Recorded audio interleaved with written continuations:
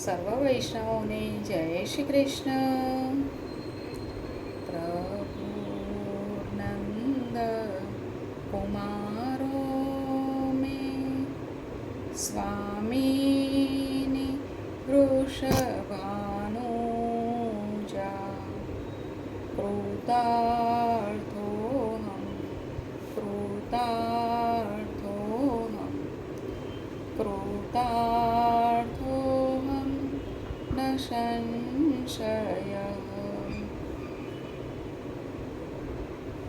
ગોકુળના નંદબાવાના કુમાર શ્રી કૃષ્ણ મારા સ્વામી છે અને બરસાનાના વૃષભાંજીના પુત્રી શ્રી રાધિકાજી મારા સ્વામીની છે. તેથી જ હું કૃતાર્થ છું, કૃતાર્થ છું, કૃતાર્થ છું. તેમાં કોઈ સંશય કે શંકા નથી.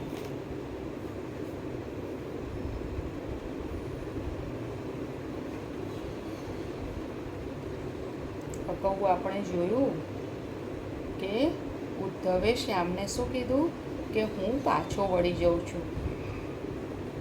હવે એમ કરો કે તમે જ જાઓ, જેને જે કહેવું હોય મોઢા મોડ કહી આવો, મારાથી નહીં જવાય. તમે આટલું મોડું કરાવ્યું છે અને જો આમને આમ ચાલશે તો હું મધ્યાહને પણ અહીંથી નહીં નીકળી શકું. બોલો શું કરવું છે? મને આમ રોષમાં બોલતો જોઈને શ્યામનું મોં પડી ગયું. મને આમ રોષમાં બોલતો જોઈને શ્યામનું મોં પડી ગયું. ભારે હૈયે તેઓ રથમાંથી નીચે ઉતરી પડ્યા. નીચું મોં કરીને ચૂપચાપ રાજમહેલ ભણી ચાલવા માંડ્યા.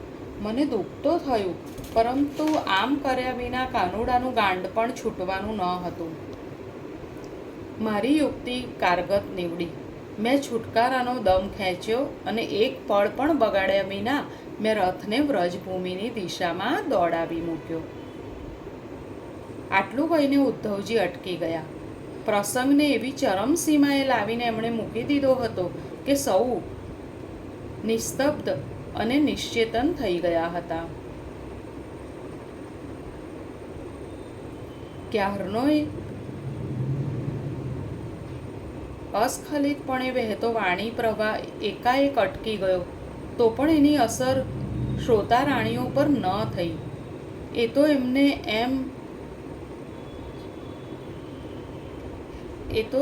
એમ અધર્મી ચેલ નયને પછી શું થયું તે સાંભળવા શાંત બેસી રહી. થોડી ક્ષણો આ સ્થિતિમાં પસાર થઈ ગઈ.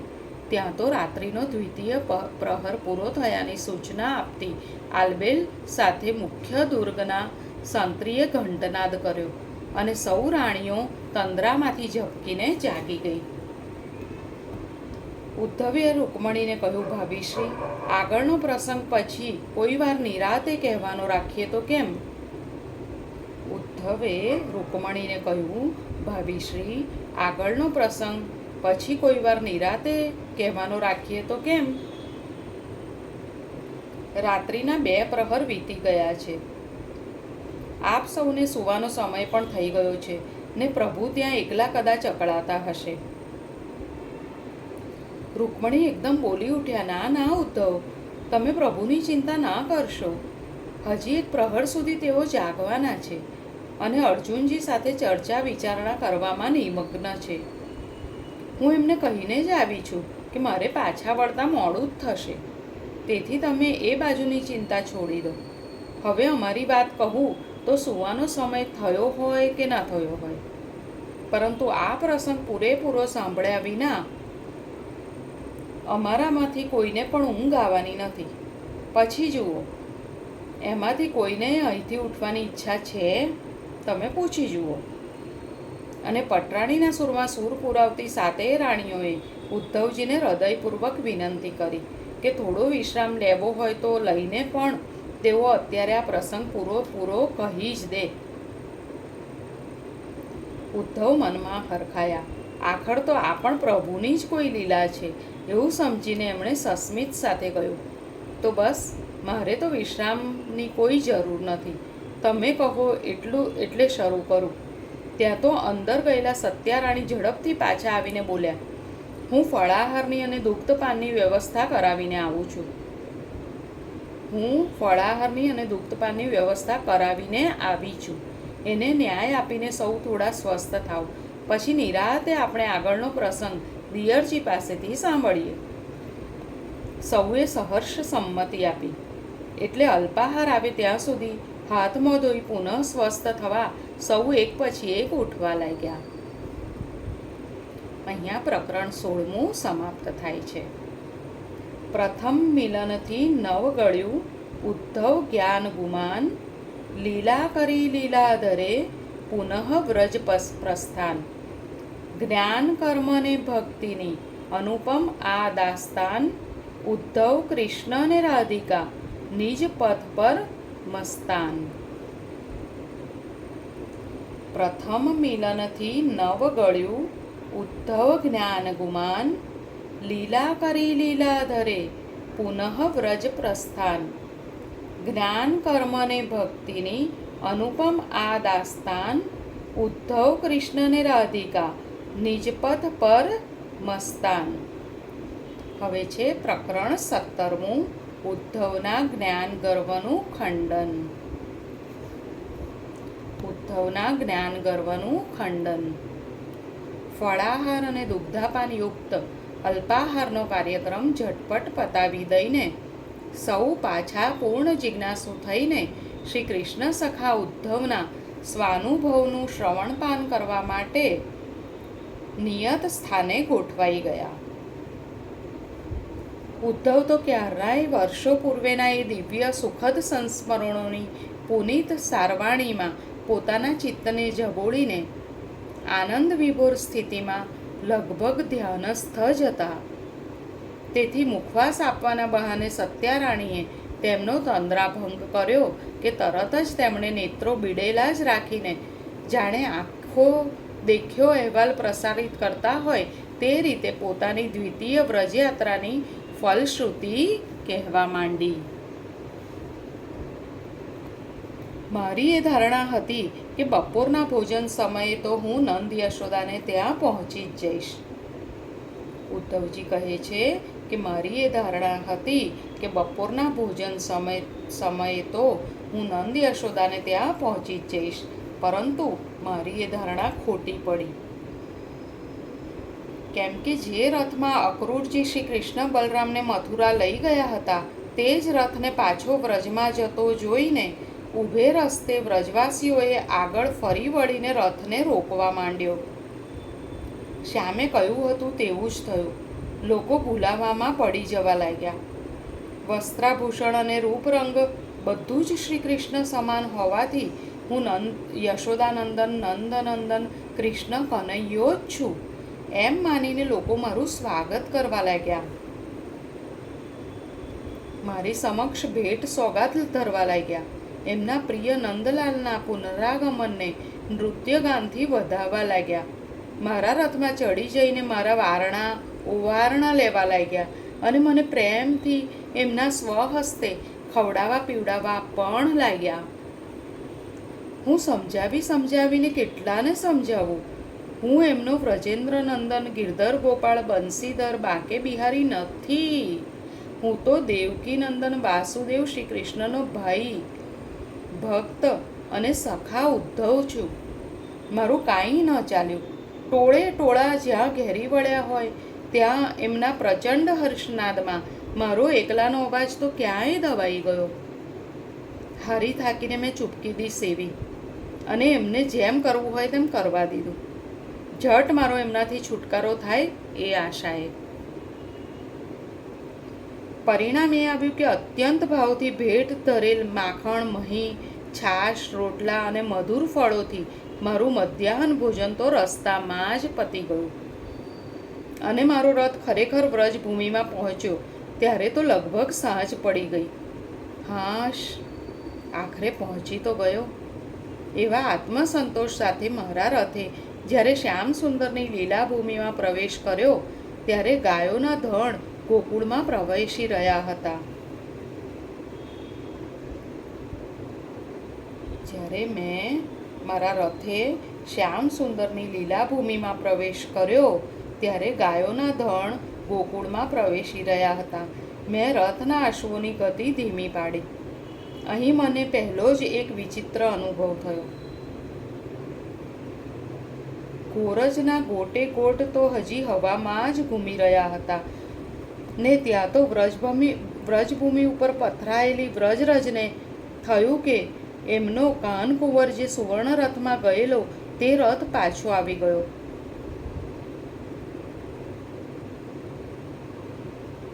ત્યાં તો વ્રજભૂમિ પર પથરાયેલી વ્રજરજને થયું કે એમનો કાનકુંવર જે સુવર્ણ રથમાં ગયેલો તે રથ પાછો આવી ગયો. સુવર્ણ રથમાં વિરાજેલ શ્યામ હમણાં અમારા પરથી પસાર થઈ જશે અને અમે નંદકુંવરને નિરખ્યા વિના રહી જઈશું. આવી આશંકાથી શ્યામ દર્શન માટે તલપાપડ થઈ ગયેલી વ્રજરજ મારા રથને ઘેરી વળી. ઉદ્ધવજીના રથને કોણ ઘેરી વળ્યું? વ્રજરજ. શ્યામ દર્શન માટે તલપાપડ થઈ ગયેલી વ્રજરજ મારા રથને ઘેરી વળી. પરંતુ રથમાં એમનો વહાલો લાલો નથી, કોઈ બીજું જ છે એવું સમજી જતા વ્રજરજને સહેજ પણ વાર ન લાગી. પછી તો રઘવાઈ થઈ ગયેલી વ્રજરજે અમારો ખોળો કૂંદનાર શ્યામ ક્યાં છે? અમારા પર મસ્તીથી આળોટનાર નયનાભિરામ ક્યાં છે? અમારા પર થઈ થઈ નાચનાર નંદલાલ ક્યાં છે? રાસલીલાની રમઝટ બોલાવી અમને પાવન કરનાર રાસ બિહારી ક્યાં છે? એવા પ્રશ્નોની છડીઓનો ચારે તરફથી ધસારો કર્યો. ભૂમિ પરથી ગોટે ગોટ ઉડાડતી એ વ્રજરજ એવી ઉડીને મારા રથને ઘેરી વળી કે આંખો બંધ કરીને મારે અશ્વોને દોડાવી મૂકવા પડ્યા. થોડેક આગળ જઈને મેં રસ્તાની બંને બાજુ પથરાયેલી વ્રજની વનસ્પતિ અને કુંજ નિકુંજના વૃક્ષો ઉપર નજર નાખી તો મારા આશ્ચર્યની સીમા ન રહી. વનસ્પતિ તો વ્રજ વિહારીના વિરહમાં ઝૂરી ઝૂરીને સુકાઈ ગઈ હતી. વનસ્પતિ તો વ્રજ વિહારીના વિરહમાં ઝૂરી ઝૂરીને સુકાઈ ગઈ હતી. વૃક્ષોએ પલ્લવ પુષ્પોનો પરિત્યાગ કર્યો હતો અને એ વૃક્ષોની સૂકી ડાળો પર બેઠેલા પંખીઓ હરે કૃષ્ણ હરે શ્યામ નું કીર્તન કરતા આક્રંદ કરી રહ્યા હતા. એટલું જ નહીં, એ વૃક્ષો નીચે બેઠેલી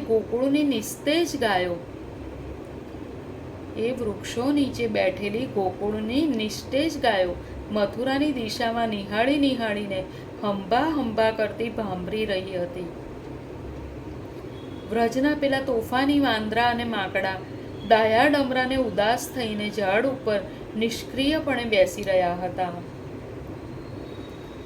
નિર્જીવ અને માનવેતર સૃષ્ટિની જો આ હાલત છે તો જીવતા જાગતા વ્રજવાસીઓની અને શ્યામની સાથે જેમનો અત્યંત નિકટનો સંબંધ હતો તે સ્વજન સ્નેહી સખા સખીઓની શી હાલત હશે? એની તો હું કલ્પના પણ ન કરી શક્યો.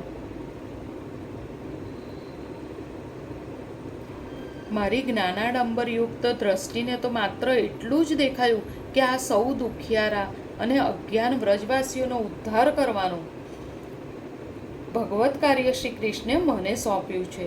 અને આવું ભોળું અબુધ જ્ઞાન ક્ષેત્ર જ્યારે દૈવયોગે મારા જેવા પરમ જ્ઞાનીને પ્રાપ્ત થયું છે ત્યારે મારા જ્ઞાનનો સર્વોત્તમ નિચોડ અહીંયા ઠાલવી દઈને એમના આત્માનું કલ્યાણ કરવા, એમને પરબ્રહ્મ પરમાત્માની સાચી અનુભૂતિ કરાવવા અને શ્રી કૃષ્ણના વિરાહ અગ્નિમાં બળતા આ બિચારાઓને દુઃખમુક્ત કરવા હું કોઈ કસર નહીં રાખું, એવું ઉદ્ધવજીને થયું. આવું વિચારતો હું આગળ વધ્યો. યમુનાજીમાંથી જળ ભરીને કેટલીક પ્રૌઢ વ્રજ સુંદરીઓ ગામ ભણી જઈ રહી હતી. રથને એક બાજુ ઊભો રાખીને હું નીચે ઉતરી પડ્યો અને ઝડપથી એમની પાસે પહોંચી જઈને મેં એમને નંદબાબાના ઘર કઈ બાજુ આવ્યું તે પૂછ્યું. એમણે સામું પણ જોયા વિના નીચું મોં રાખીને એમાંની એક બોલી, આ ભીની રેતી પર પગલાં ભરતા ભરતા આગળ વધો પથિક. આ ભીની રેતી પર પગલાં ભરતા ભરતા આગળ વધો પથિક. આ ભીની ભૂમિનો જ્યાં છેડો આવે તે જ નંદરાયનું ડેલું. મેં આશ્ચર્યથી પૂછ્યું, વગર ચોમાસે અહીંની ભૂમિ આટલી ભીની કેમ છે ગોપાંગનાઓ? જવાબમાં નિશ્વાસ નાખીને ઉતાવળા ડગલા ભરતી બીજી ગોપી બોલી, યશોદાનંદન જે દિવસથી અમને છોડીને ગયા છે તે દિવસથી કેવળ નંદરાય અને યશોદાજી જ નહીં, એમના ડેલામાં રહેતી પ્રત્યેક વ્યક્તિના શરીરનું રક્ત આંસુ બનીને નિરંતર વહ્યા જ કરે છે. ગોપી શું બોલી? યશોદાનંદન જે દિવસથી અમને છોડીને ગયા છે તે દિવસથી કેવળ નંદરાય અને યશોદાજી જ નહીં, તેમના ડેલામાં રહેતી પ્રત્યેક વ્યક્તિના શરીરનું રક્ત આંસુ બનીને નિરંતર વહ્યા જ કરે છે. પરિણામે એમના વસ્ત્રો અને અંગો જ નહીં, એ જ્યાં બેસે ઉઠે છે એ સમગ્ર ભૂમિ પણ એમના અશ્રુ પ્રવાહથી સતત ભીનીને ભીની જ રહે છે. અને તમારા જેવા અજાણ્યાને એવો ભ્રમ થાય છે કે વર્ષાએ અહીં બારેમાસ વાસો કર્યો છે કે શું? આ એક નવું આશ્ચર્ય સાંભળીને હતપ્રત થઈ ગયેલો હું રથારૂઢ થવા ત્યાંથી પાછો વળ્યો, પણ ત્યાં તો કોઈએ રથાગમના સમાચાર પહોંચાડી દીધા હોવાથી ખુદ નંદરાયને લગભગ દોડતા મારી તરફ આવી રહેલા મેં જોયા. દૂરથી સુવર્ણ રથ જોઈને આભા બની ગયેલા નંદરાય મોટેથી બોલતા બોલતા આગળ વધ્યા.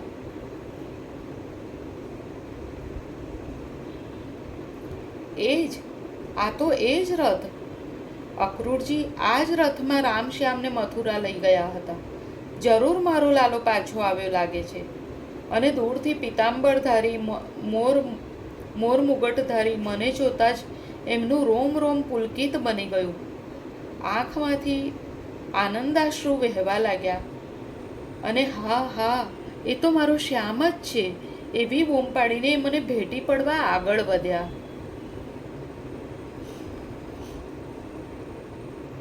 પણ તદ્દન નજીક આવીને એકદમ ખમચાઈને ઊભા રહી ગયા અને 100 મણનો નિસાસો નાખીને બોલ્યા, ના ના, આ ન હોય મારો શ્યામ. મારો કાનુડો તો મને જુએ કે તરત જ દોડતો બાબા બાબા કહીને મારી કોટે જ વળગી પડે. આમ તાકીને મને જોયા ન કરે. આ તો કૃષ્ણ વેશધારી કોઈ બીજું જ છે. મારાથી એમની આ ખિન્નતા જોઈ ન ગઈ. બાબા, હું ઉદ્ધવ છું, વસુદેવજીના નાના ભાઈ દેવભાગનો પુત્ર અને શ્યામ સુંદરનો પિતરાઈ ભાઈ, મિત્ર, સખા, જે ગણો તે. કહીને હું એમનો ચરણ સ્પર્શ કરવા વાંકો વળું એ પહેલાં તો, હા હા ઉદ્ધવ, તને તો મથુરામાં મેં જોયો હતો. આવ ભાઈ, તું તો મારા શ્યામની જોડે જ રાત દિવસ રહેનારો, એટલે મારે મન તો મારા શ્યામ જેવો જ.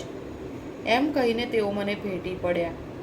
એમના સ્નેહાશ્રુથી મારો ખભો ભીંજાઈ ગયો.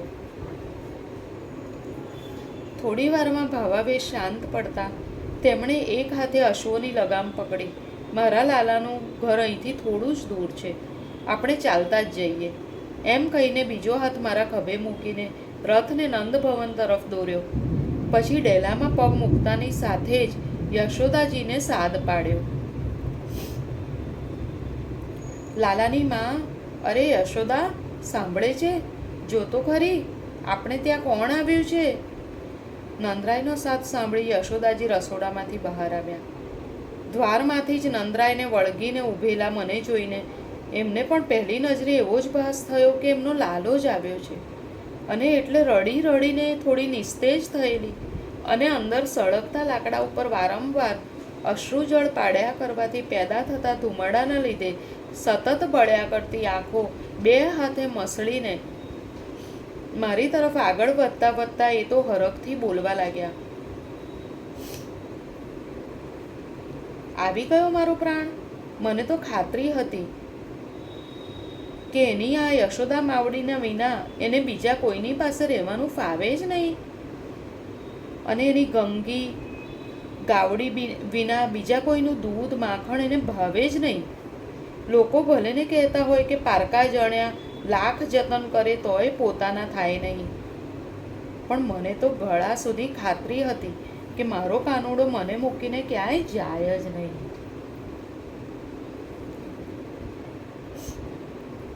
ભલે ને એ મારો જાયો ન હોય, પણ ઉછેરીને મોટો તો મેં કર્યો છે ને.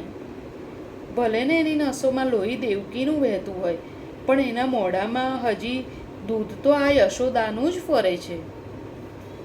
આવું ગાંડું ઘેલું બોલતા બોલતા એ ચોકમાં આવ્યા ને અમારી ને એમની વચ્ચે માંડ માંડ થોડું અંતર બાકી રહ્યું હશે ત્યાં તો ચમકીને બે ડગલા પાછળ હટી ગયા. નજર ભલે થોડી કાચી થઈ ગઈ હતી, પણ લાગણી તો એવી પાક્કી હતી કે આમ ડાયો ડમરો થઈને ચૂપચાપ ઊભો રહે અને દોડીને માને બાજી ના પડે તો એ કાનુડો જ ન હોય એટલું સમજી જતા યશોદા માને વાર ના લાગી. અને અહીં પણ મારે જ પહેલ કરવી પડી. આગળ વધીને મારે જ મારો પરિચય આપતા કહેવું પડ્યું કે મૈયા, હું તમારા લાલા પાસેથી જ આવું છું. એણે જ મને તમારી ખબર અંતર પૂછવા મોકલ્યો છે. મારું નામ ઉદ્ધવ. પરંતુ કનૈયા સિવાય બીજો કોઈમાંય જેમને રસ ન હતો તેવા યશોદા માને મારો પરિચય જાણવાની ક્યાં પડી હતી. એ તો બાજુ પર ઢાલેલા ઢોળિયામાં એવી રીતે બેસી પડ્યા કે જાણે એમની રહી સહી એકમાત્ર આશા ઉપર પાણી ફરી વળ્યું ન હોય. રખે ને મને ખોટું લાગશે એવી ભીતિથી નંદરાએ મારો હાથ પકડીને મને આગળ કર્યો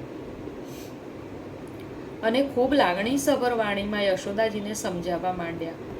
યશોદા, ન મામા કરતા કાણા મામા શું ખોટા? લાલો નહીં તો લાલાનો ભાઈ, કોઈ તો આવ્યું ને આપણા આંગણે. આ ઉદ્ધવ વસુદેવ દેવકીનો સગ્ગો ભત્રીજો છે, કા નાનો પિતરાઈ ભાઈ. એટલે આપણે મન તો કાનાની બરાબર જ ગણાય. લો ઉઠો, એને પાણી બાણી તો આપો. બિચારો સવારનો ભૂખ્યો ને તરસ્યો હશે, એનું સ્વાગત તો કરો. આજે અહીંયા સુધી રાખીએ, ફરી જલ્દી મળીએ. જય શ્રી કૃષ્ણ. રાધે રાધે.